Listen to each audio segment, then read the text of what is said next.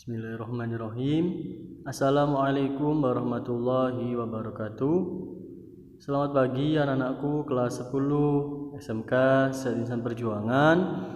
Mari kita awali terlebih dahulu pertemuan kita pada hari ini dengan membaca basmalah. Bismillahirrahmanirrahim. Terima kasih. Bagaimana kabarnya pada hari ini anak-anak? Saya harap semuanya senantiasa dalam keadaan sehat walafiat.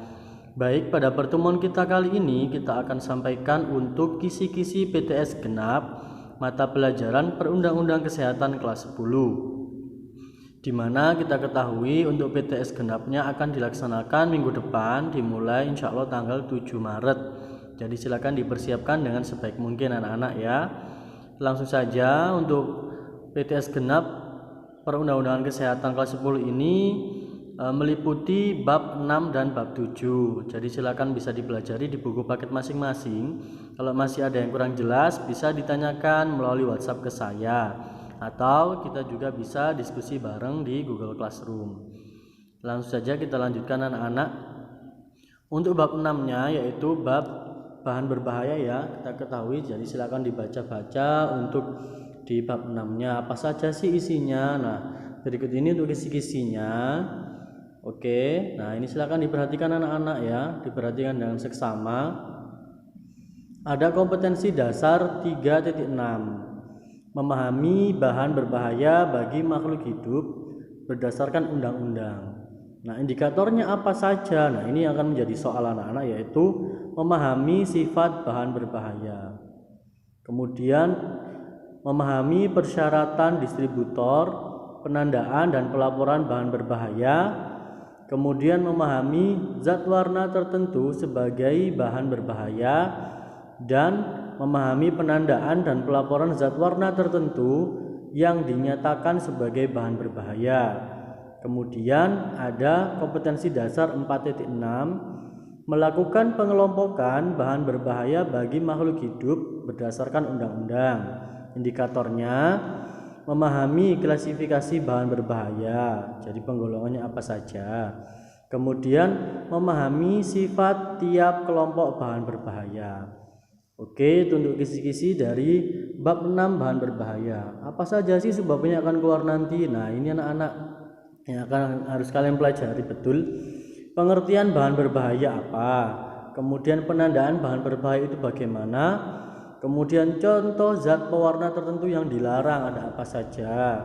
Kemudian sifat bahan berbahaya dan contoh bahan berbahaya termasuk apa aja. Kemudian ada juga simbol dan arti beberapa bahan berbahaya seperti bahan mudah terbakar dan lain-lain. Kemudian klasifikasi bahan berbahaya. Nah, bahan berbahaya ini klasifikasinya ada apa saja, ada berapa macam gitu ya anak-anak ya.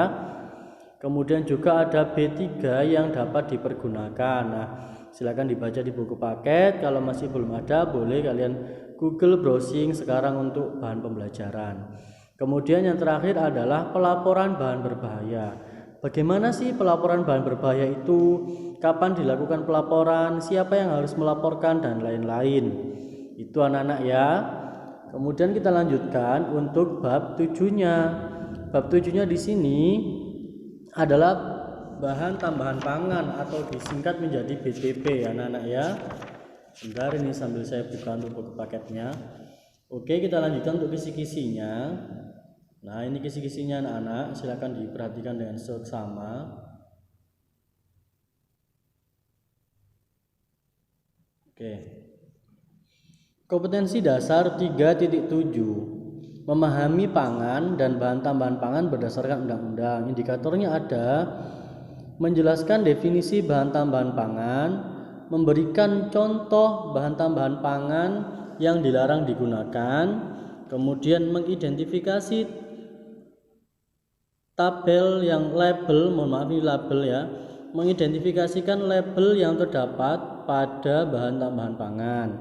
Kemudian ada kompetensi dasar 4.7, mengelompokkan pangan dan bahan pangan, tambahan pangan berdasarkan undang-undang. Indikatornya memahami penggolongan bahan tambahan pangan. Anak-anak jadi harus paham ya, bagaimana sih penggolongan dari bahan tambahan pangan itu, ada golongan-golongan apa saja. Nah, ini untuk subbabnya atau materinya yang harus kalian pelajari juga. Yang pertama ada pengertian BTP menurut Permenkes, The Codex Alimentarius Commission dan WHO. Jadi ada 3 pengertian BTP itu, semuanya kalian harus pahami ketiga-tiganya. Kemudian juga Permenkes yang mengatur BTP, kalian harus paham nomor berapa dan isinya bagaimana. Kemudian jenis-jenis BTP menurut Permenkes. Nah, BTP itu ada berapa jenis sih menurut Permenkes, itu harus paham. Kemudian ada juga jenis pemanis. Nah, anak-anak, pemanis itu ada apa saja jenisnya, dan juga yang terakhir adalah jenis BTP yang dilarang berdasarkan Permenkes. Jadi BTP yang dilarang menurut Permenkes itu ada apa aja. Nah, itu kan harus bisa paham betul. Oke, untuk penggolongannya sudah masuk. Jenis BTP dapat dari jenis-jenis BTP menurut Permenkes itu seperti anti buih, kemudian anti kempal, dan lain-lain sampai dengan yang terakhir ada, ini lumayan banyak juga, dari sekuestran ya, bahan yang dapat mengikat ion logam polivalen. Jadi itu silakan dipahami dengan betul. Oke anak-anak, untuk pertemuan kita kali ini saya akhiri ya. Untuk hari ini silakan ditulis kisi-kisi yang sudah saya sampaikan tadi. Kalian bisa menyalin kembali yang sudah kita tampilkan bersama di sini. Oke anak-anak, tetap semangat, semoga lancar untuk evaluasinya tengah semester. Jadi kita nanti masih tetap lanjut untuk pembelajaran mata pelajaran UUK ini. Baik, tugasnya dikerjakan dengan sebaik mungkin. Jangan lupa ya tugasnya menulis kembali kisi-kisi yang telah saya sampaikan. Mari kita akhiri dengan membaca hamdalah bersama. Alhamdulillahirabbil alamin. Terima kasih untuk perhatiannya. Semoga bermanfaat. Kurang lebihnya saya mohon maaf. Tetap jaga kesehatan, kondisi dan semangat belajarnya. Saya akhiri. Wassalamualaikum warahmatullahi wabarakatuh.